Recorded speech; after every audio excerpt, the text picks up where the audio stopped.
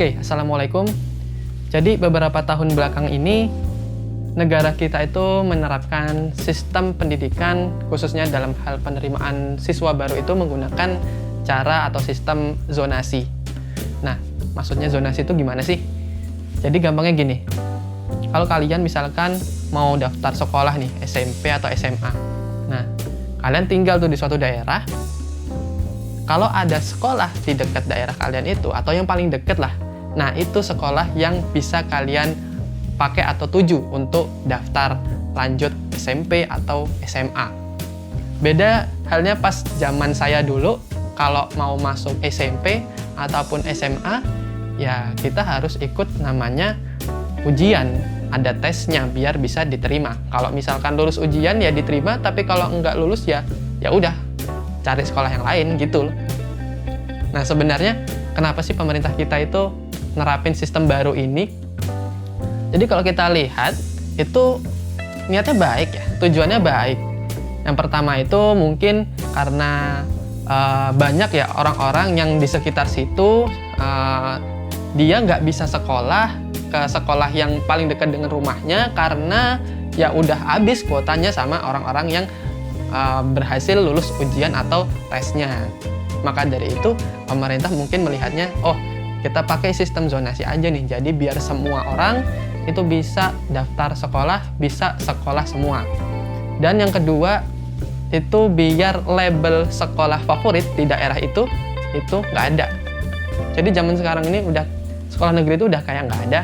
Mana ya sekolah paling favorit, SMA mana nih? Oh dulu ada nih SMA 1 itu yang paling favorit, atau mungkin SMA 2, dan ya berbagai macam sekolah lain yang dulu disebut sebagai sekolah favorit. Nah cuma sekarang ini karena pakai sistem zonasi itu udah nggak ada lagi. Ya karena udah nggak ada lagi cara penerimaannya itu menggunakan tes seperti yang tadi saya bilang. Jadi dia bisa sekolah selama dia ada di radius tempat tinggalnya itu ya. Tempat tinggalnya itu berada di radius sekolah terdekatnya gitulah. Jadi misalkan sekolah terdekat saya nih sekitar 1 kilo, ya udah saya cuma bisa daftar di sekolah itu.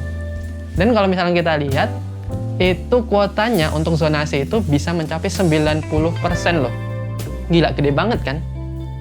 Nah sisanya dari 5% itu saya baca itu dari jalur prestasi. Nah, tapi jalur prestasi ini juga nggak pakai tes ya. Dia cuma lihat mungkin nilai rapotnya atau mungkin yang non-akademik seperti perlombaan-perlombaan mungkin yang sebelumnya pernah diikutin kayak gitulah. Dan 5% sisanya itu jalur perpindahan dari orang tuanya. Jadi kalau misalkan nih orang tua kalian dipindah tugasin ke daerah mana, terus kalian terpaksa ikut nih. Nah, kalian bisa itu ikut lewat jalur yang perpindahan orang tua tadi.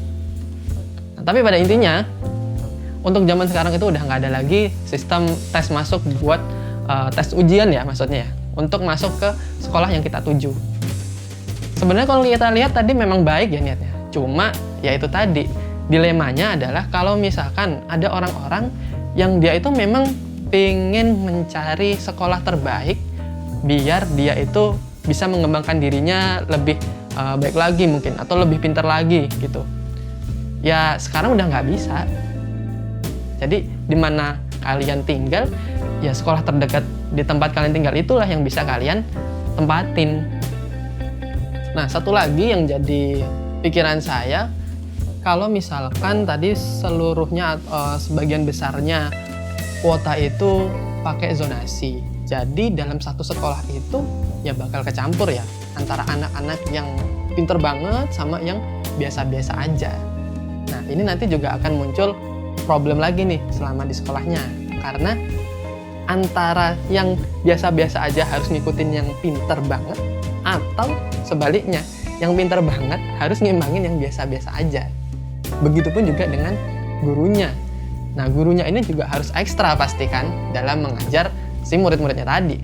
Kalau misalkan semuanya rata, pinter-pinter banget semua, oke lah gurunya gampang. Atau misalkan semua biasa aja, metodenya yang dipakai pun juga sama. Tapi kalau misalkan kecampur, ya kalian bisa nilai sendirilah seperti itu. Terus yang mungkin jadi pikiran saya adalah gimana ya nanti sekolah itu bisa meraih prestasi-prestasi seperti halnya pada saat dulu belum pakai sistem zonasi. Nah, ini mungkin bakal jadi pertanyaan lagi atau mungkin jadi permasalahan lagi gitu. Karena kita tahu kan banyak juga nih perlombaan-perlombaan seperti kayak OSN, Olimpiade dan segala macam itu kan biasanya diikutin sama sekolah-sekolah favorit ya. Walaupun ada juga yang sekolah nggak favorit tapi anak-anaknya juga berhasil di kegiatan Olimpiade tadi. Tapi pada umumnya memang ini akan berdampak ke depannya.